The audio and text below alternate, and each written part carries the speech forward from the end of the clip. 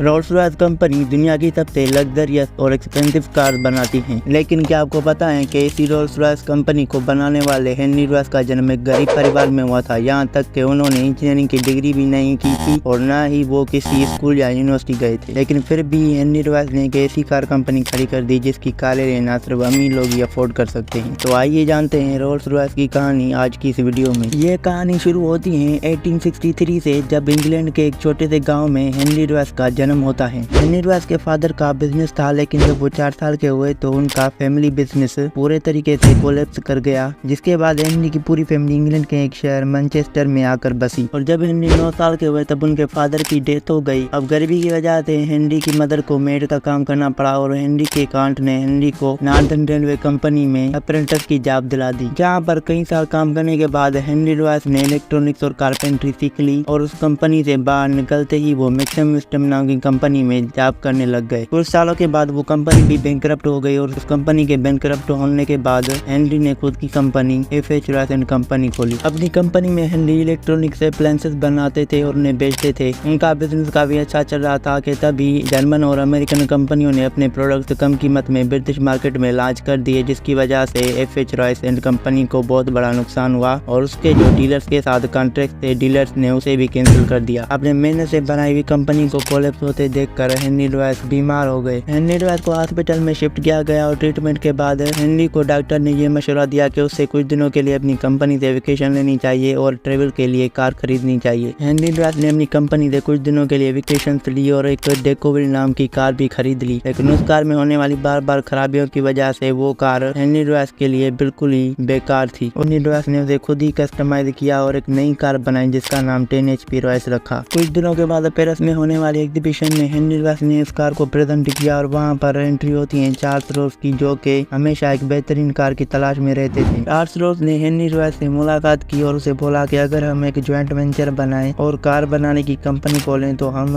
बाकी कारों से बेहतर कारें बना सकते हैं। फिर 1902 में हेनरी रॉयस और चार्ल्स रोल्स ने एग्रीमेंट की और एक नई कंपनी रजिस्टर की जिसका नाम उन्होंने रोल्स रॉयस रखा। रजिस्ट्रेशन होने के बाद रोल्स रॉयस कंपनी ने और भी कारें बनाई, लेकिन उन कारों में से सबसे बेस्ट कार थी सिल्वर गोस्ट। इसको देखकर पूरी दुनिया रोल्स रॉयस को उसी एक कार की वजह से जाने लगी। सब कुछ अच्छा चल रहा था, लेकिन 1910 में चार्ल्स रोल्स, जो कि मोटर्स के साथ साथ एविएशन के भी दीवाने थे, उन्होंने एक राइट फ्लैट नाम की एरोप्लेन उड़ाई और एरोप्लेन उड़ाते ही उसका पीछे वाला हिस्सा टूट गया, जिसकी वजह से वो प्लेन क्रैश कर गया और चार्ल्स रोल्स की डेथ हो गई। और अब हेनरी रॉयस अकेले ही कंपनी को संभाल रहे थे, लेकिन चार्ल्स रोल्स के गुजर जाने के बाद 1914 में वर्ल्ड वार 2 भी शुरू हो चुकी थी, जिसकी वजह से रोल्स रॉयस कंपनी की कारें नहीं बिकी और फिर से रोल्स रॉयस कंपनी को बहुत बड़ा नुकसान हुआ। अपनी कंपनी को बैंकरप्ट होने से बचाने के लिए हेनरी रॉयस ने एक पोटेंशियल देखा, जो कि था एविएशन। हेनरी रॉयस ने देखा कि ब्रिटिश आर्मी अपने एयरक्राफ्ट के इंजन के लिए फ्रेंच ब्रांड पर ज्यादा डिपेंडेंट है, लेकिन वर्ल्ड वार की वजह से उन इंजन को इम्पोर्ट करना बहुत ही ज्यादा मुश्किल है। और इसी पोटेंशियल को देखते हुए हेनरी रॉयस ने अपनी खुद की एक एरो इंजन डिजाइन की, ताकि वो एरो इंजन ब्रिटिश आर्मी को बेचकर वो अपनी कंपनी को बैंकरप्ट होने से बचा सके। जब हेनरी रॉयस ने अपना एरो इंजन ब्रिटिश आर्मी के सामने प्रेजेंट किया तो ब्रिटिश आर्मी उससे इतना इंस्पायर्ड हुई कि उन्होंने 500 इंजन का आर्डर भी उसे दे दिया और वो एरो इंजन